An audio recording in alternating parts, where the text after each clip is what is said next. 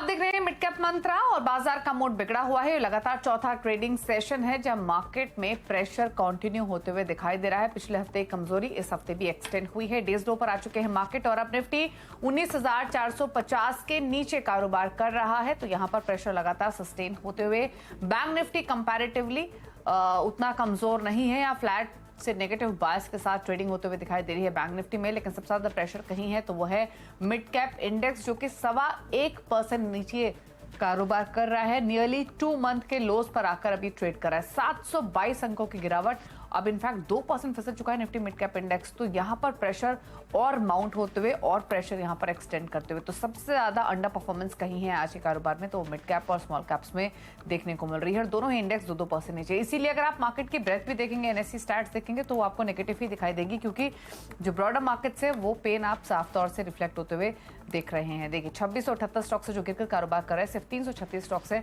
जो बढ़कर कर रहे हैं ट्रेड। तो प्रेशर क्लियरली मार्केट्स में देखने को मिल रहा है, स्पेशली ब्रॉडर मार्केट्स में, यानी मिड कैप स्मॉल कैप्स पे। चलिए फटाफट से एक बार संकेतों को नजर डालते हैं और उसके बाद अब तक के मार्केट एक्शन पर नजर रखेंगे और स्टॉक स्पेसिफिक एक्शन आपकी स्क्रीन पर लेकर आएंगे। शुरुआत कर लेते हैं यूरोपियन मार्केट्स के साथ, जहां पर शुरुआत कमजोरी के साथ ही हुई है और तीनों ही बाजार लाल निशान में खुले हैं। एशियन मार्केट्स भी लाल निशान में ही ट्रेडिंग कर रहे हैं। निक्केई 1% नीचे है, कॉस्पी 0.1% नीचे है, हैंग सेंग 0.1% नीचे है, शंघाई भी 1.5% नीचे कर रहा है ट्रेड। इनफैक्ट चाइना के जो आंकड़े भी आए हैं रीसेंट, वो भी कमजोरी का ही इंडिकेशन दे रहे हैं। अब दिखाते हैं फटाफट से आपको एशियन मार्केट्स के बाद यूएस फ्यूचर्स का क्या संकेत है। फ्लैट कारोबार कर रहे हैं अमेरिका के फ्यूचर्स, ना तो तेजी है ना मंदी है। डॉ फ्यूचर्स फ्लैश जेनेक्स का फ्यूचर आपको 20-25 अंकों की बढ़त दिखा रहा है, जो कि मामूली बढ़त आज के कारोबार में है।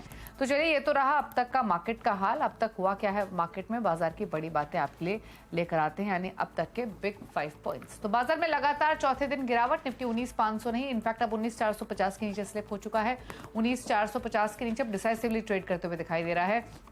साथ ही मिड कैप स्मॉल कैप्स की जोरदार पिटाई हो रही है। दोनों इंडेक्स अब 2% नीचे। यहाँ पर इनफैक्ट पिछले 15 मिनटों के दौरान अगर आप देखेंगे तो मिड कैप्स पे प्रेशर और एक्सटेंड होते हुए दिखाई दिया है।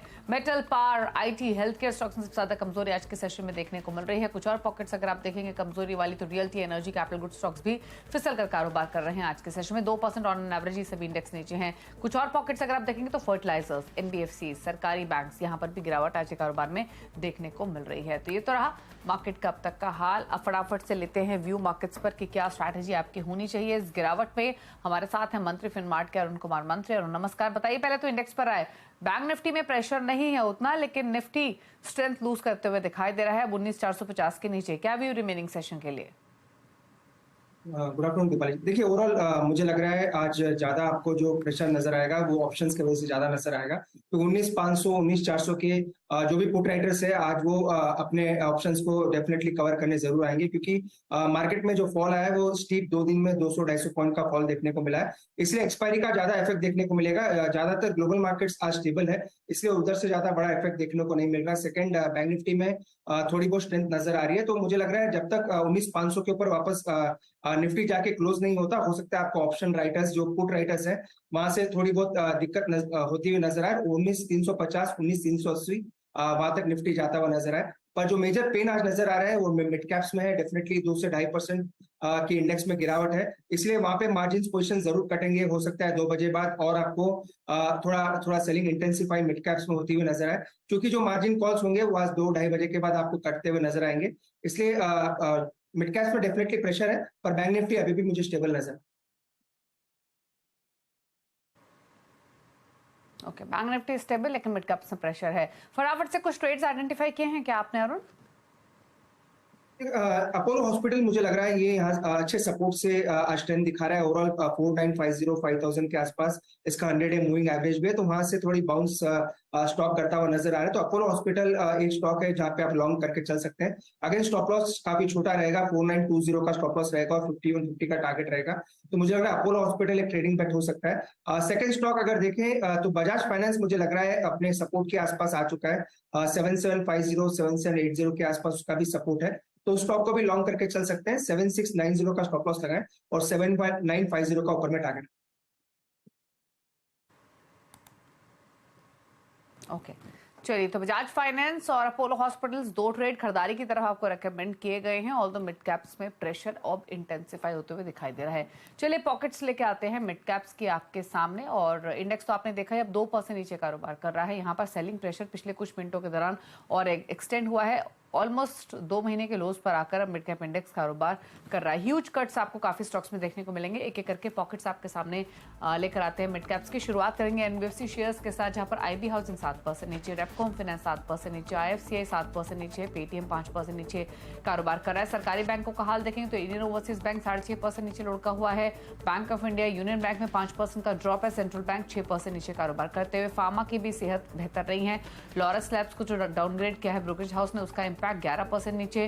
पिम्टा लेबोरेटरी 7.5% नीचे। सीक्वेंट साइंटिफिक 10% नीचे। सुवेन फार्मा में 3% की गिरावट। आईटी में बिक्वाली सास्केंटेक 8.5% नीचे है। जेंसरटेक में 6.5% की गिरावट।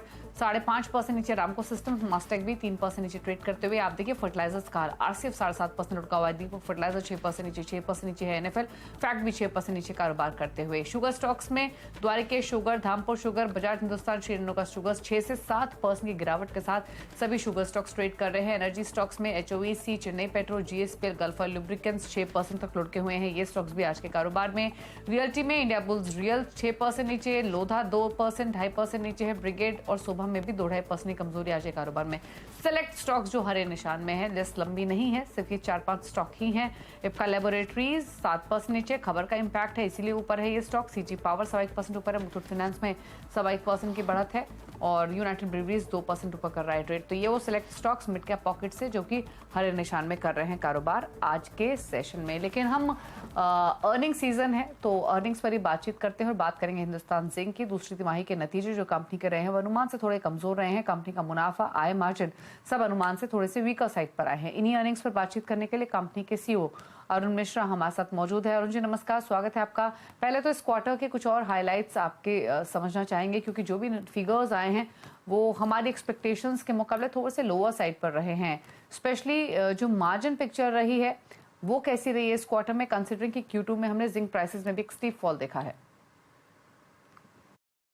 तो हमारा परफॉर्मेंस देखिए अच्छा रहा है। जो भी हमारा लास्ट ईयर का कंपैरिजन में एबिटा मान लीजिए 29% कम हुआ है या नेट प्रॉफिट 35% कम हुआ है ईयर ऑन ईयर बेसिस पे, वो पूरा के पूरा जो है खाली हमारा जो प्राइस घट गया उसी के चलते। रफली लास्ट ईयर हम लोग हेजिंग लेकर के करीब $3200 पर टन का प्राइस हम लोग रियलाइज किए थे। उसके जगह में इस बार करीब $2400 पर टन का प्राइस रियलाइज किए। अगर हमने कॉस्ट में काफी कटौती की है, करीब 10% कॉस्ट हमारा लास्ट ईयर से घटा है। लास्ट ईयर Q2 में जिंक का कॉस्ट था करीब $1260 पर टन, वो हम लोग अभी इस बार $1137 पर टन में प्रोड्यूस किया है। तो जो हमने कॉस्ट कम किया है उससे के चलते हमने प्रॉफिटेबिलिटी मैनेज किया है। $2400 एलएमई में भी अबाउट 46% एबिटा मार्जिन हम लोगों ने मेंटेन कर पाया।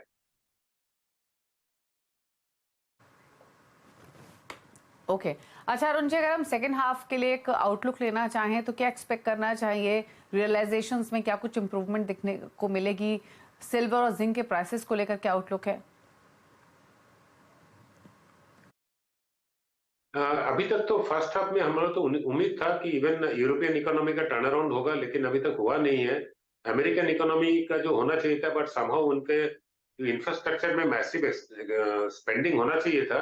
लेकिन आपको मालूम होगा उनका सेनेट और कांग्रेस का इश्यूज में एक्सपेंडिचर में कुछ ना कुछ कटेलमेंट हो रहा है। तो और अमेरिकन इकोनॉमी में बहुत ज्यादा प्रोग्रेस नहीं है। चाइना का जो रिकवरी था वो भी नजर में नहीं है। इस बीच में केवल इंडियन इकोनॉमी जो कि काफी शाइन कर रहा है और इंडियन इकोनॉमी में ग्रोथ काफी है। हम लोग के लिए तो अच्छा है क्योंकि हमारा डोमेस्टिक डिमांड पहले से काफी अच्छा है। हम डोमेस्टिकली ज्यादा सेल कर पा रहे हैं। प्राइसेस अगर देखेंगे, जो कि एलएमई प्राइसेस है वो ग्लोबल मटेरियल मूवमेंट से डिसाइड होता है। वो करीब 2400 के आसपास है, जहां तक मुझे उम्मीद है अगला 5 से 6 महीना ये 2400 से 2600 का अंदर में ही मूव करेगा। उससे ऊपर जाना मुश्किल है।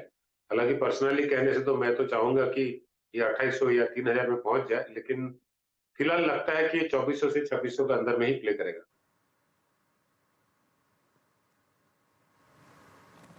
अच्छा एक चीज और बताइए अरुण जी, अगर हम मार्जिन की यहाँ से पिक्चर समझना चाहें तो वो कैसी रह सकती है? क्योंकि आपने कहा कॉस्ट कटिंग आपने की है जिसने ओवरऑल मार्जिन को बेनिफिट किया है। तो आने वाले जो क्वार्टर्स हैं, क्या एक्सपेक्ट करें मार्जिन यहाँ से फर्दर इंप्रूव होंगे, स्पेशली अगर हम सीक्वेंशियल बेसिस पे कंपेयर करें गोइंग फॉरवर्ड? एकदम अभी तो सीक्वेंशियल इंप्रूवमेंट होगा, क्योंकि हमने क्वार्टर 2 में जो कॉस्ट लाया है जिंक का करीब $1137, वो लास्ट ईयर का था $1260, उससे करीब $100 से भी ज्यादा रिडक्शन हुआ है। आगे जाकर के और $20-25 तो रिडक्शन होना पॉसिबल है क्वार्टर 3 क्वार्टर 4 में, क्योंकि बहुत सारे कॉन्ट्रैक्ट हमने जो रीनेगोशिएट किया है उसका इम्पैक्ट पड़ेगा। बहुत सारे जो प्रोक्योरमेंट डिसीजंस हम लोगों ने किए हैं, या तो जो पोस्टपोन किए हैं डिसीजंस, सारे जो कॉस्ट कटिंग मेजर्स का हमने लिया है जो कि क्वार्टर 2 में लिए हैं, उनका इफेक्ट क्वार्टर 3 क्वार्टर 4 में और अच्छा से मिलेगा लार्जर वॉल्यूम में। तो हमें उम्मीद है कि cost normally quarter 3 quarter 4 goes down, volumes अच्छा होता है, ग्रेड अच्छा होता है, टेम्परेचर कम रहता है, एडिशनल कॉस्ट जो हमारा एयर चिलिंग मशीन्स लगता है माइंस में, उसका कॉस्ट नहीं आता है। So all said and done, I think we will go down further on the cost side. Okay अच्छा अरुण जी, फिर केपेक्स को लेकर क्या प्लानिंग है आपकी? आपका कैश बैलेंस तो लो है, तो फिर आप जो केपेक्स करेंगे वो कैसे करेंगे? आप डेट लेंगे क्या इसको फंड करने के लिए, या फिर इंटरनल एक्रूवल्स के थ्रू ही आप इस केपेक्स रिक्वायरमेंट को फुलफिल कर लेंगे? नो, हमारे कैश जनरेशन कैपेसिटी काफी है मंथली। हमें अपना जो प्रोजेक्ट कैपेक्स है उसको फंड करने के लिए कोई बोरोइंग का जरूरत नहीं है। अगर बोरोइंग हम लोग करते हैं तो वो केवल टेम्पोररी मिसमैच जो है कैश का, क्योंकि हमारा करीब एवरेज मैच्योरिटी 3.5 इयर्स का रहता है सारे इन्वेस्टमेंट का, तो उसी के लिए हम लोग तोड़ना नहीं चाहते, क्योंकि हमारा इंटरेस्ट उसमें अच्छा मिलता है, ट्रेजरी रिटर्न अच्छा है। तो हम इसीलिए टेम्पोररी मिसमैच मेंटेन करने के लिए हमने कुछ कुछ जरूर बोरोइंग लेते हैं, बट ऐसे कोई प्रोजेक्ट स्पेसिफिक बोरोइंग का अभी कोई स्कोप नहीं है। अनलेस अगर नया कंपनी स्ट्रक्चर बनता है, उस कंपनी क्या स्ट्रेटेजी लेता है, उस समय देखा जाएगा। ओके चलिए, शुक्रिया अरुण जी आने के लिए CNBC आवाज पर अर्निंग्स पर बातचीत करने के लिए। आपको गुड लक आने वाले क्वार्टर्स के लिए और आगे की ग्रोथ के लिए। स्टॉक हालांकि अगर आप देखेंगे हिंदुस्तान जिंक का पोस्ट अर्निंग्स थोड़े से प्रेशर में दिखाई दिया है, 0.2% नीचे ट्रेड कर रहा है। हालांकि मिड कैप्स की जो हालत है उसके सामने ज्यादा गिरावट स्टॉक में देखने को नहीं मिल रही है। एक स्टेबल परफॉर्मेंस आज के सेशन में फिलहाल स्टॉक लैंड करते हुए। अरुण का कोई कमेंट ले लेते हैं, उसके बाद ब्रेक भी लेंगे। अरुण, हिंदुस्तान जिंक पर आपकी राय? हिंदुस्तान जिंक 295-97 इसके ऊपर जरूर नजर होनी चाहिए। ये काफी पिछले 4 से 5 वीक के लोज है। अगर 295 के नीचे स्टॉक जाएगा तो हो सकता है वहां से थोड़ी दिक्कत स्टॉक में नजर आए, क्योंकि न्यूज में है, रिजल्ट्स भी आए हैं, तो आज थोड़ी बहुत गिरावट कम है। पर अगर मार्केट में और वीकनेस आती है तो ये स्टॉक भी डेफिनेटली वीकनेस दिखा सकता है। तो 295 के स्टॉक लॉस जरूर मेंटेन करें अगर किसी ने शॉर्ट टर्म के लिए लिया है या फिर शॉर्ट टर्म ट्रेडिंग के लिए लिया है। पर 295 के नीचे जाएगा तो वीकनेस ज्यादा बढ़ सकती है। ओके चलिए, तो ये रही राय आपके लिए हिंदुस्तान जिंक पर। रुक रहे हैं इसी के साथ एक ब्रेक के लिए। ब्रेक के बाद कुछ और खबरें, जल्द वापस आते हैं।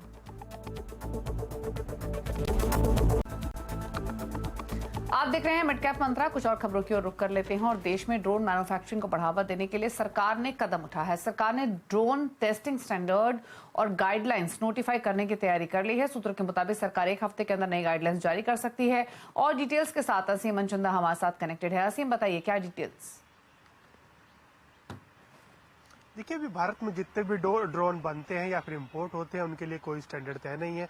तो ऐसे में कई सारे सब स्टैंडर्ड इंपोर्ट भी होता है। तो सरकार ये चाहती है कि जो सब स्टैंडर्ड इंपोर्ट है उसके ऊपर रोक लगाया जाए, घरेलू मैन्युफैक्चरिंग को बढ़ावा दिया जाए। तो सरकार इसके लिए जो ड्रोन मैन्युफैक्चरिंग के स्टैंडर्ड्स तय करने जा रही है, उसकी गाइडलाइंस बनाने जा रही है। सरकार इसके लिए नेशनल टेस्टिंग हाउस की मदद लेगी। नेशनल टेस्टिंग हाउस में आप ड्रोन की टेस्टिंग करा सकते हैं। काफी सारे स्टैंडर्ड्स बनाए जाएंगे। उसकी फ्लाइट कैपेबिलिटी कितनी होगी, कितने घंटे तक उसका ऑपरेशन होगा, तो ये सारे स्टैंडर्ड सरकार बनाने की दिशा में काफी आगे बढ़ चुकी है।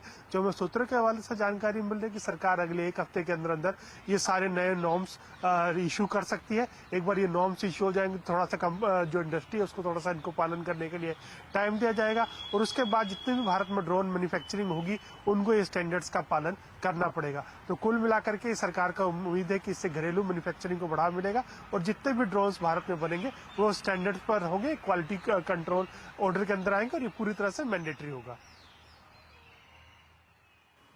ओके शुक्रिया सी में डिटेल्स बताने के लिए। तो ड्रोन मैन्युफैक्चरिंग को पुश करने के लिए गवर्नमेंट ये स्टेप ले रही है और गाइडलाइंस जारी हो सकती हैं इस हफ्ते के दौरान ही।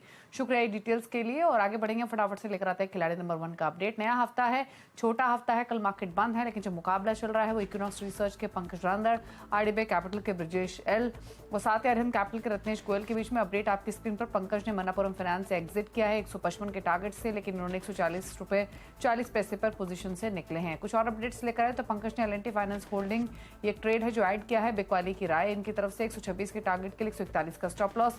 रत्नेश गोयल ने ट्रेड जो था अदानी एंटरप्राइजेस का, इससे एग्जिट किया है, ये सेल कॉल थी, 3335 पर एग्जिट किया है, हालांकि इनके लक्ष्य नीचे की तरफ 2200 रुपए के आसपास के थे। दिखाते हैं हम आपको रिटर्न की स्थिति मुनाफे के मीटर में, और फिलहाल की स्थिति देखेंगे तो पंकज रांदड़ का पोर्टफोलियो 1.5% के पॉजिटिव रिटर्न्स, ब्रजेश एल का पोर्टफोलियो -3% और रत्नेश गोयल का पोर्टफोलियो +3% रिटर्न्स दे रहा है। तो फिलहाल की स्थिति में रत्नेश लीड करते हुए पहले पायदान पर। ये तो रहा अपडेट। इसी के साथ एक ब्रेक के उस पर आप देखिए न्यूयॉर्क कंपनी में आज हम बातचीत करेंगे एस्ट्रल के CFO हीरानंद सावलानी से। एक ब्रेक के बाद नमस्कार।